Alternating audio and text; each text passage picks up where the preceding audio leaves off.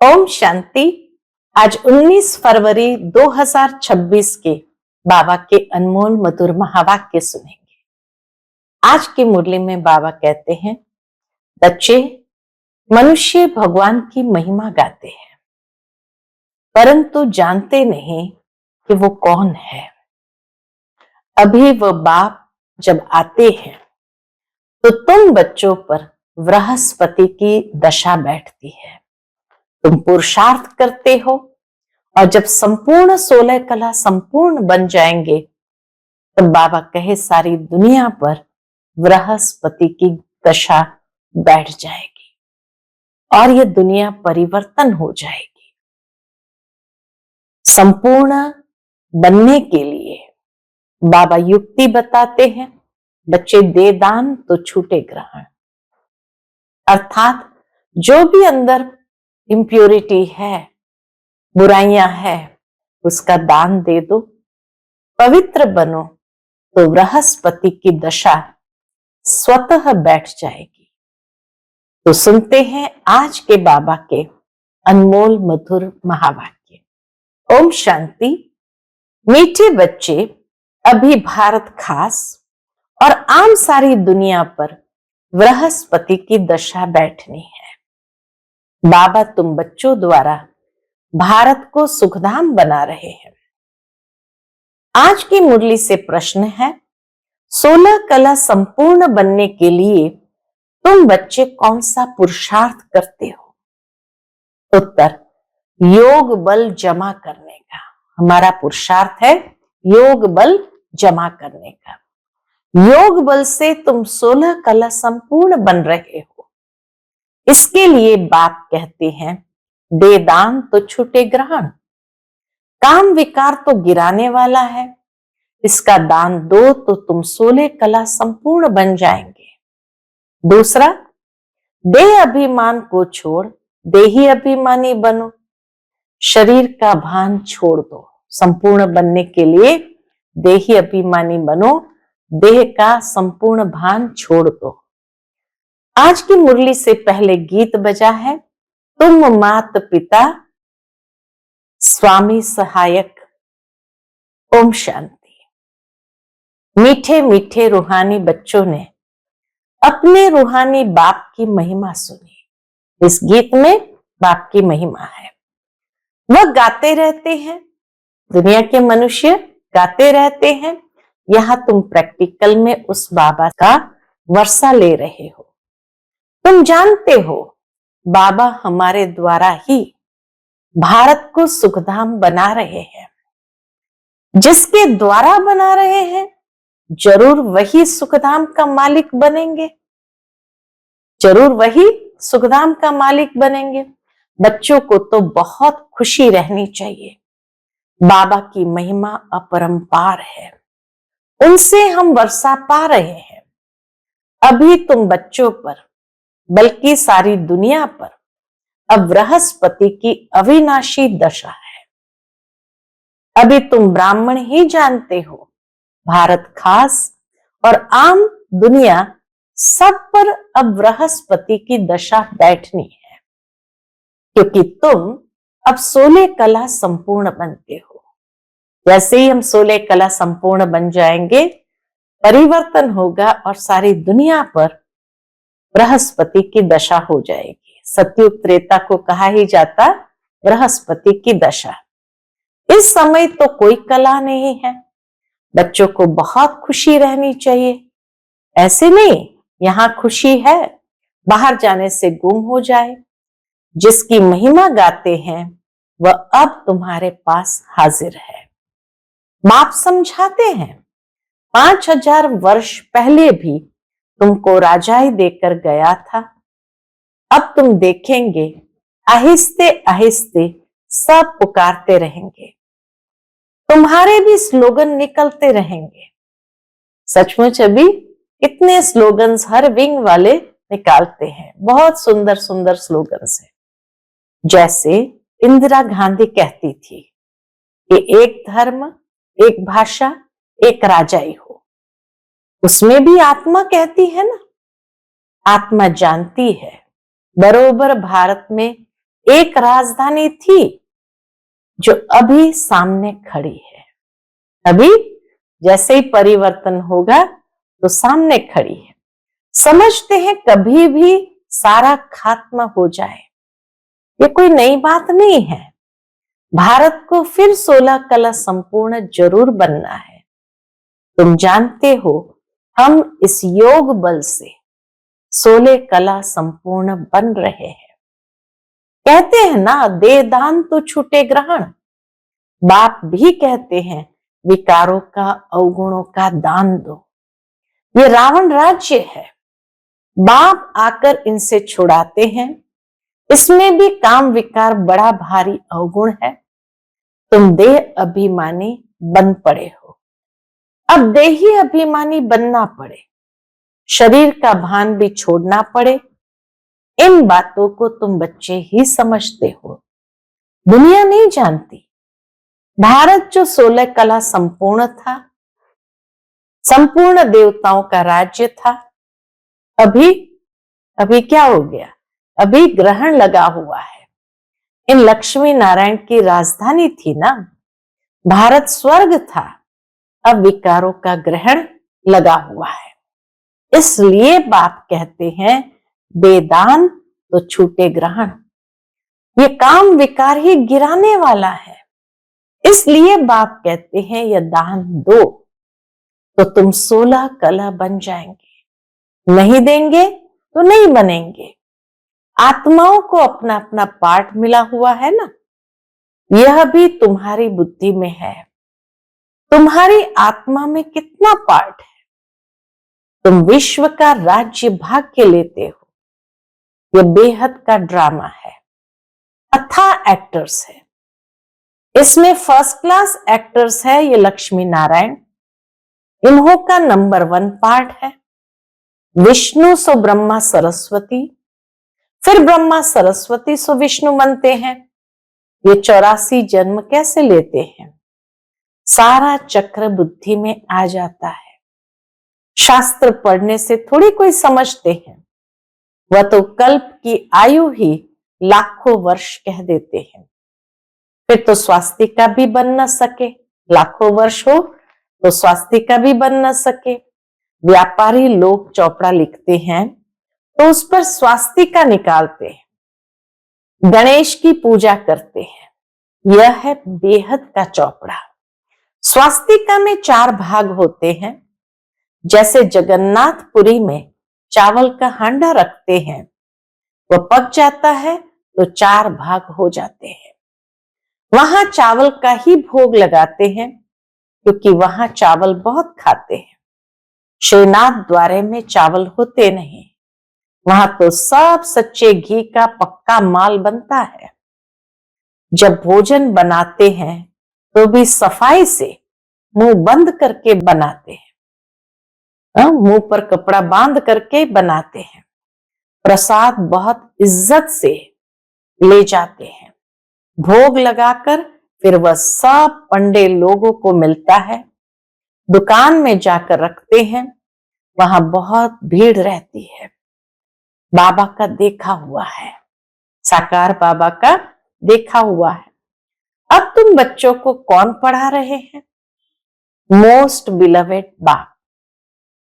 कौन पढ़ा रहे हैं? मोस्ट बिलवेड बाप आकर तुम्हारा सर्वेंट बना है, तुम्हारी सेवा कर रहे हैं।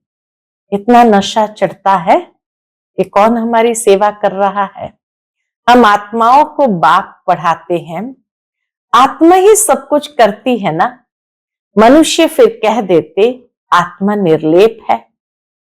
तुम जानते हो आत्मा में तो 84 जन्मों का अविनाशी पाठ भरा हुआ है।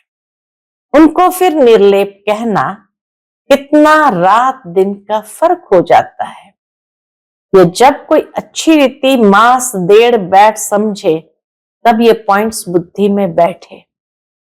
दिन प्रतिदिन पॉइंट्स तो बहुत निकलती रहती है। यह है जैसे कस्तूरी, यह है जैसे कस्तूरी। बच्चों को जब पूरा निश्चय बैठता है तो फिर समझते हैं बरोबर परमपिता परमात्मा ही आकर दुर्गति से सदगति करते हैं। बाप कहते हैं तुम पर अभी बृहस्पति की दशा है, मैंने तुमको स्वर्ग का मालिक बनाया।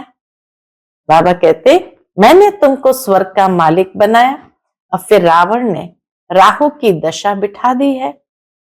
अब फिर बाप आए हैं स्वर्ग का मालिक बनाने, तो अपने को घाटा नहीं लगाना चाहिए। व्यापारी लोग अपना खाता हमेशा ठीक रखते हैं। घाटा डालने वाले को अनाड़ी कहा जाता है। घाटा डालने वाले को अनाड़ी कहा जाता है। अब यह तो सबसे बड़ा व्यापार है। कोई बिरला व्यापारी यह व्यापार करे, यही अविनाशी व्यापार है। और सब व्यापार तो मिट्टी में मिल जाने वाले हैं। अभी तुम्हारा सच्चा व्यापार हो रहा है। बाप है ज्ञान का सागर, सौदागर, रत्नागर। प्रदर्शनी में देखो कितने आते हैं। सेंटर में कोई मुश्किल आएंगे। भारत तो बहुत लंबा चौड़ा है ना, सब जगह तुमको जाना है। पानी की गंगा सारे भारत में है ना, यह भी तुमको समझाना पड़े कि पतित पावनी कोई पानी की गंगा नहीं है। बाबा कहे पानी की गंगा सारे भारत में है ना, यह तो तुमको समझाना पड़े पतित पावन कोई पानी की गंगा नहीं। तुम ज्ञान गंगाओं को जाना पड़े सारे भारत में। चारों तरफ मेले प्रदर्शनी होते रहेंगे, दिन प्रतिदिन चित्र बनते रहेंगे। ऐसे शोभावान चित्र हो जो देखने से ही मजा आ जाए। बाबा के ऐसे शोभावान चित्र हो जो देखने से ही मजा आ जाए। ये तो ठीक समझाते हैं। अब लक्ष्मी नारायण की राजधानी स्थापन हो रही है। सीढ़ी का चित्र भी फर्स्ट क्लास है। अभी ब्राह्मण धर्म की स्थापना हो रही है। ये ब्राह्मण ही फिर देवता बनते हैं। तुम अभी पुरुषार्थ कर रहे हो तो दिल अंदर अपने से पूछते रहो, हमारे में कोई छोटा मोटा कांटा तो नहीं है, काम का कांटा तो नहीं है। क्रोध का छोटा कांटा वह भी बड़ा खराब है। देवताएं क्रोधी नहीं होते हैं, दिखाते हैं शंकर की आंख खुलने से विनाश हो जाता है। यह भी एक कलंक लगाया है। बाकी देवताओं को कभी क्रोध तो आता नहीं है। विनाश तो होना ही है। सूक्ष्म वतन में शंकर को कोई सांप आदि थोड़ी हो सकते हैं। सूक्ष्म वतन और मूल वतन में बाग बगीचे सर्प आदि कुछ भी नहीं होते। ये सब यहां होते हैं। स्वर्ग भी यहां होता है। इस समय मनुष्य कांटों में सल है, इसलिए इनको कांटों का जंगल कहा जाता है। सतयुग है फूलों का बगीचा। तुम देखते हो बाबा कैसा बगीचा बनाते हैं, मोस्ट ब्यूटीफुल बनाते हैं।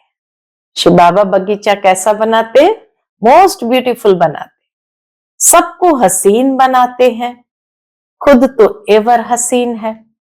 सब सजनियों को अथवा बच्चों को हसीन बनाते हैं। रावण ने बिल्कुल काला बना दिया है। अब तुम बच्चों को खुशी होनी चाहिए। हमारे ऊपर बृहस्पति की दशा बैठी है।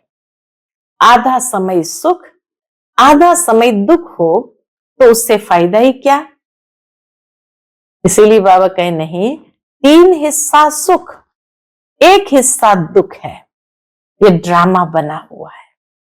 ये राज भी बाबा हम बच्चों को बताते कि 3 हिस्सा सुख है, 1 हिस्सा ही दुख है। ऐसा ये ड्रामा बना हुआ है। बहुत लोग पूछते हैं ड्रामा ऐसा क्यों बनाया है। अरे ये तो अनादि है ना, क्यों बना ये प्रश्न उठ ही नहीं सकता। ये अनादि अविनाशी ड्रामा बना हुआ है। बनी बनाई बन रही, अब कुछ बननी नहीं। किसको भी मोक्ष नहीं मिल सकता। ड्रामा चलता रहता है तो किसको भी मोक्ष नहीं मिल सकता। यह तो अनादि सृष्टि चली आती है, चलती ही रहेगी। प्रलय होती नहीं, बाप नई दुनिया बनाते हैं, परंतु उसमें गुंजाइश कितनी है।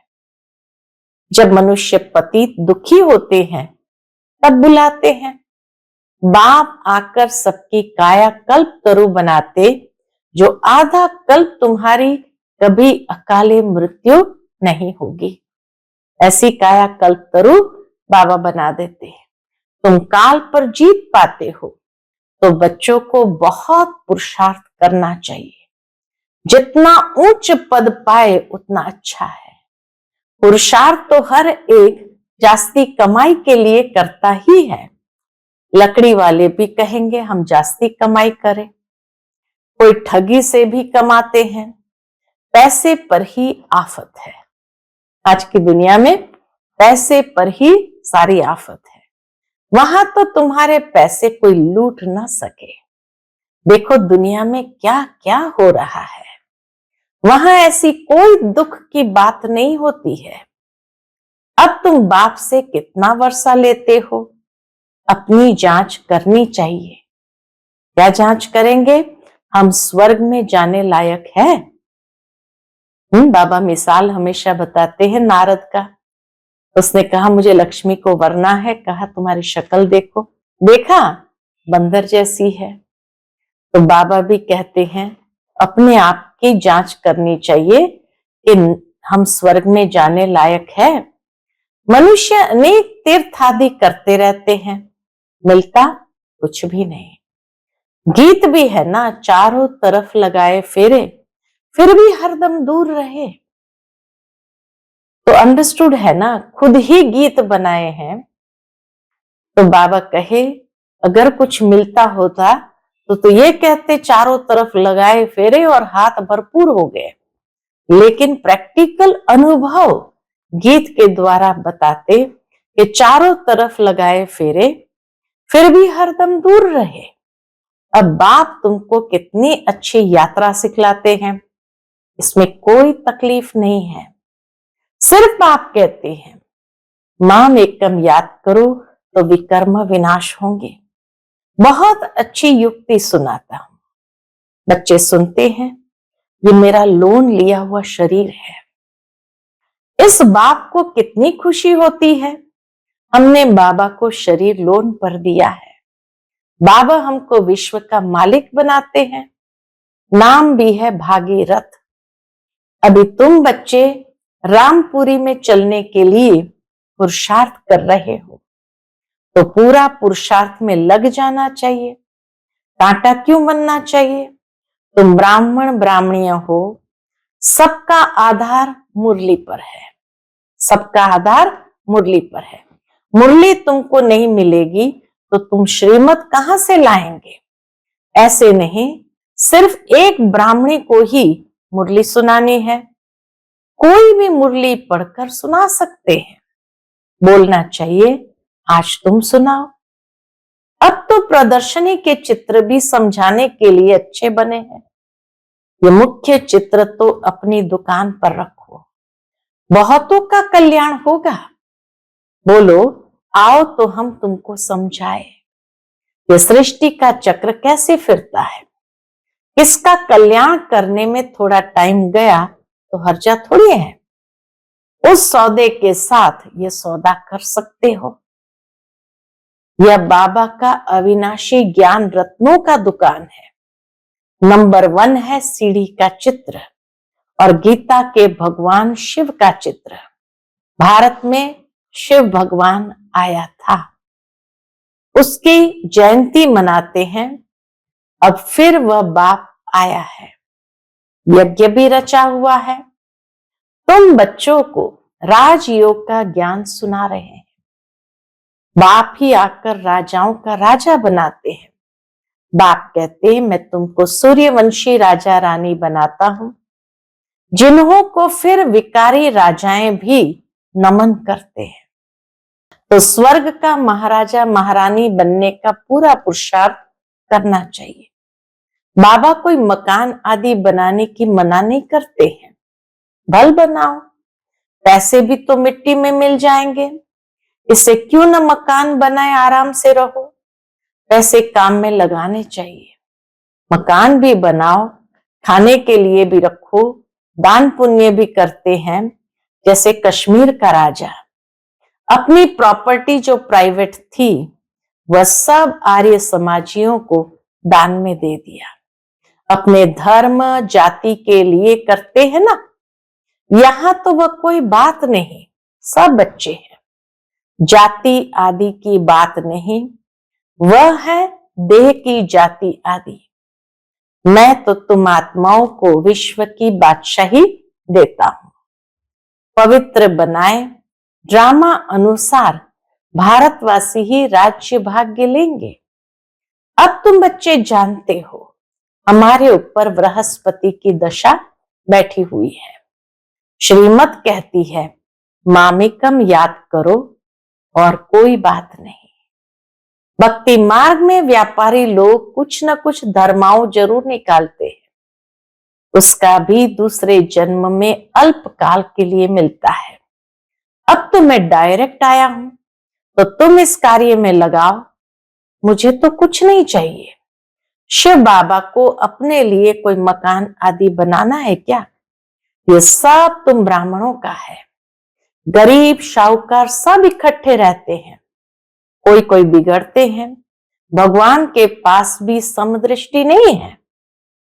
बाबा कहते कई बार कई लोग बिगड़ते हैं, क्या भगवान के पास भी समदृष्टि नहीं है?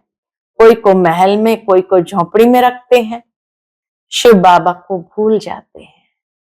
शिव बाबा की याद में रहे तो कभी ऐसे बातें करे ना।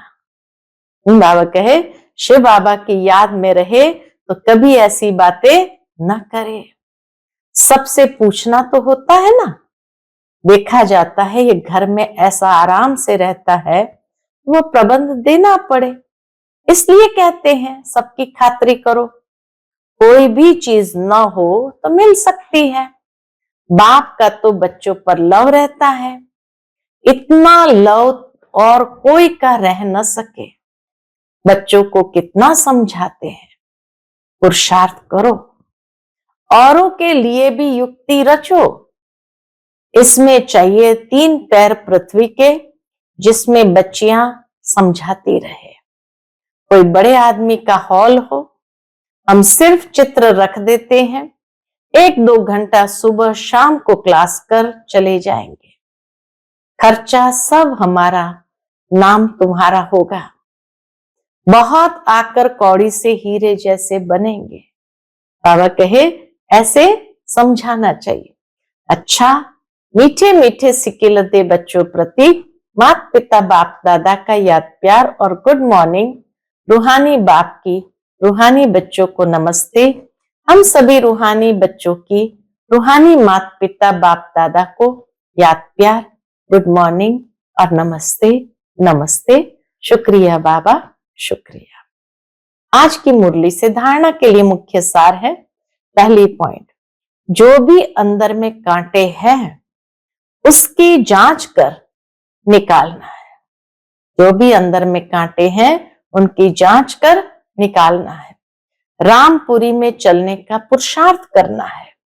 दूसरी पॉइंट, अविनाशी ज्ञान रत्नों का सौदा कर किसी का भी कल्याण करने में समय देना है। हसीन बनना और बनाना है। आज का बाप दादा का मधुर वरदान हम बच्चों के प्रति है। तमोगुणी वायुमंडल में अपनी स्थिति एक रस अचल अडोल रखने वाले मास्टर सर्वशक्तिमान भव। तमोगुणी वायुमंडल में अपनी स्थिति एक रस अचल अडोल रखने वाले मास्टर सर्वशक्तिमान भव। दिन प्रतिदिन परिस्थितियां अति तमो प्रधान बननी है।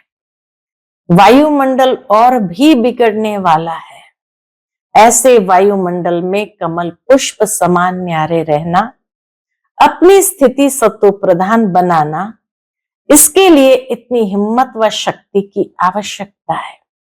जब यह वरदान स्मृति में रहता है कि मैं मास्टर सर्वशक्तिमान हूं, तो चाहे प्रकृति द्वारा, चाहे लौकिक संबंध द्वारा, चाहे दैवी परिवार द्वारा कोई भी परीक्षा आ जाए उसमें सदा एक रस अचल अडोल रहेंगे। आज का स्लोगन है, वरदाता बाप को अपना सच्चा साथी बना लो तो वरदानों से झोली भर जाएगी। वरदाता बाप को अपना सच्चा साथी बना लो तो वरदानों से झोली भरी रहेगी। आज का व्यक्त इशारा है, एकता और विश्वास की विशेषता द्वारा सफलता संपन्न बनो। उसके अंतर्गत बाबा कहते, इस परमात्म ज्ञान से ही विश्व में एक धर्म, एक राज्य, एक मत की स्थापना होती है। आपके इस ब्राह्मण संगठन के एक मत की विशेषता देवता रूप में प्रैक्टिकल चलती है। यह विशेषता ही कमाल करेगी, इससे ही नाम बाला होगा, प्रत्यक्षता होगी। तो इस विशेषता में नंबर 1 बनो। इसके लिए जो अपना मूल संस्कार है उसको मिटाकर बाप दादा के संस्कारों को कॉपी कर समान और संपूर्ण बनो, तब हर एक से बाप दिखाई देगा और प्रत्यक्षता होगी। अच्छा, ओम शांति।